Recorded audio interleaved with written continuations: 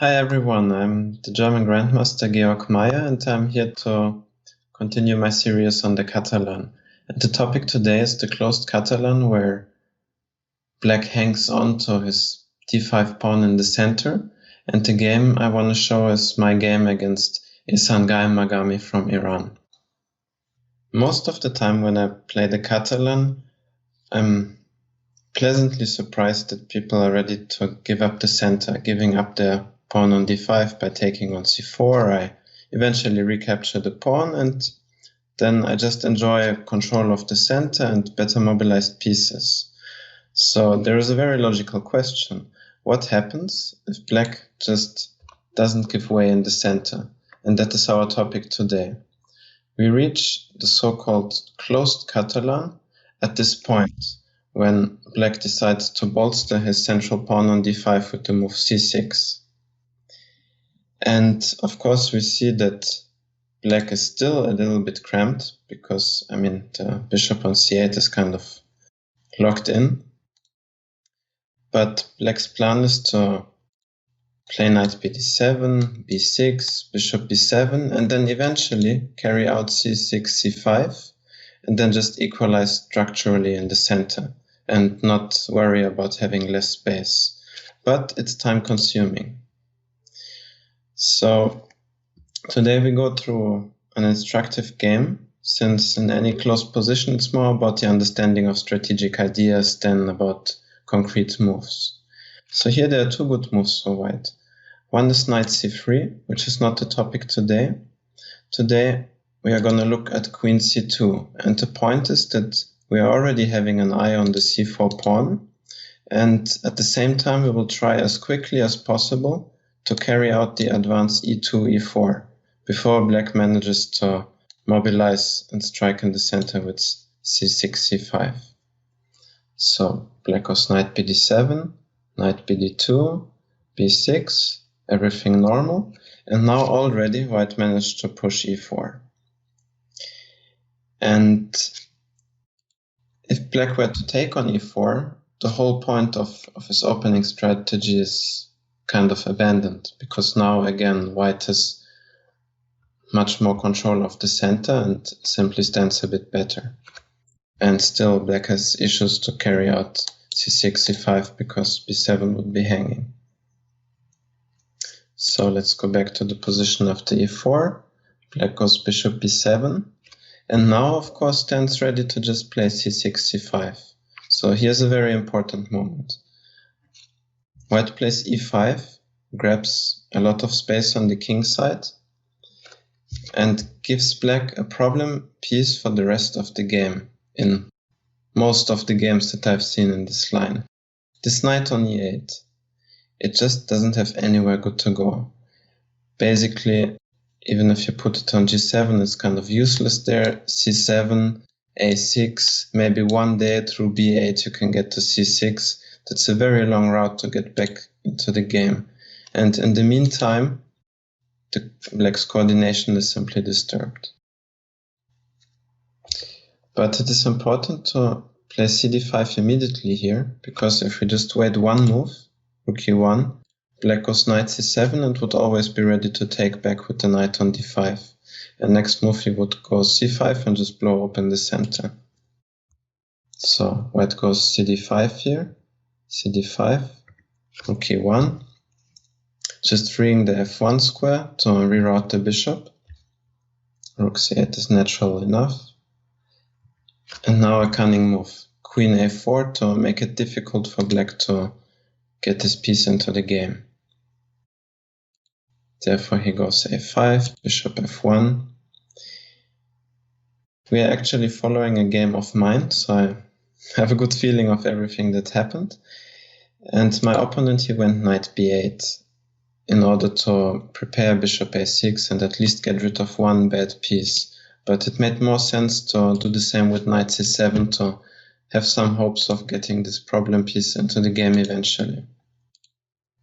After knight b8, I played a3, just anticipating that there will be a knight on a6 and not allowing it to jump into b4. Exchanged on a6. I continue with development. Now my c1 bishop is free, and then I can start occupying the c file. And now we see these knights, they're just standing on each other's toes, and still problems with coordination. They're both very ineffective. And as is natural, when you have more space on the king side, you should do something there. So I grab some more space with h4, having this point g5 now supported, queen e8. And if you think about what it means to have this extra guy on e5 cramping black's king side, it's only really useful if I keep the queens on, because then if I manage to have a lot of pieces on the king side, well, the one thing I want to attack is the black king. So without queens, black would have a much easier defensive task. So I just play queen d1. You see, all the game is evolving just around strategical ideas. I know that I'm happy with my position. I just want to develop my pieces, and eventually my space advantage will tell, because black just doesn't manage to use the time in a meaningful way, because, well, he made a lot of moves with the knights and they still stand on bad squares because he has so little space. Queen d7 connecting the rooks, bishop g5. Of course, black can never take on g5 because I would take back with the h-pawn, and then it's only a matter of time until I get a heavy piece onto the h-file, and then h7 will be extremely weak. And if black were to go, let's say h6, I would take on e7, play rook c1, and here I have two ideas. One is to double or triple on the c file, and then when black is completely cramped, I can eventually also think of playing g4, knight g3, some g5, and also attack black's king. So in the end, my opponent decided to play f6, just weakening his king now. Now we see that all these squares are weak around the black king. I mean g4, f4 more in terms of being available for white's pieces, and then they are very close to black's king that is already open. So I went bishop h6, rook f7, and now just natural development. Rook c1 occupying the open file, bishop d6. At least black has kind of a stronghold on c7, so I'm not going to overrun him yet on the c file, but he has no constructive plan. Queen c2, so now the c7 knight is pinned. There are always ideas of queen c6 also, that he just managed to keep under control. And with black so cramped, I have all the time in the world to just improve my position. And I figured out that this knight can be brought close to the black king and start attacking these exposed pawns. That's how I came to this maneuver.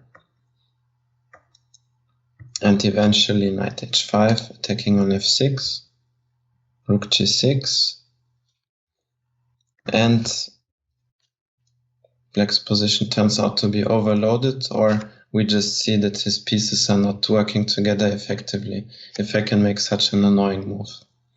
And now this stronghold on c7 is already undermined. So slowly but surely I will now take down black's defenses. I went rook e3 to finally triple on the c file, rook e7. And when you control a file, your goal is to penetrate on the 8th or the 7th rank of your opponent, so rook c8.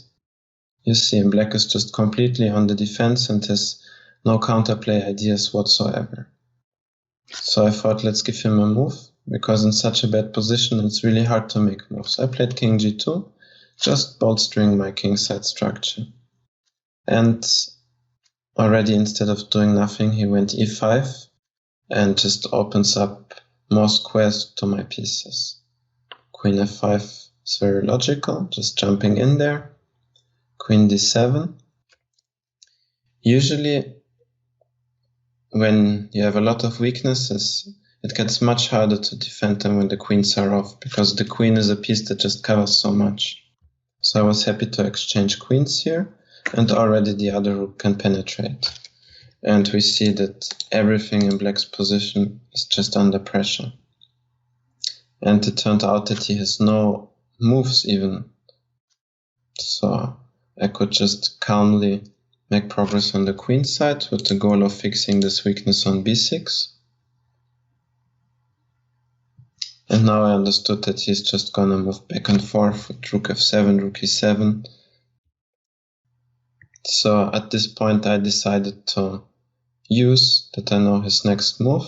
I played king f1, anticipating rook f7 and now starting the decisive maneuver of bringing this guy also into the attack. And it's quite fitting that he will also land on squares that have been weakened by f6 and then subsequent g takes f6. So black took on d4, now knight g4 comes with tempo, since knight h6 was threatened, knight f5. And fittingly, my opponent resigned at this point, because now I have all the pieces perfectly placed and he realized that here he simply has no moves to play. I would pick up b6 and then calmly just promote the pawn. So why was this game so easy? You remember at the point where I went e5, knight e8, I said that this guy is the real problem piece for black.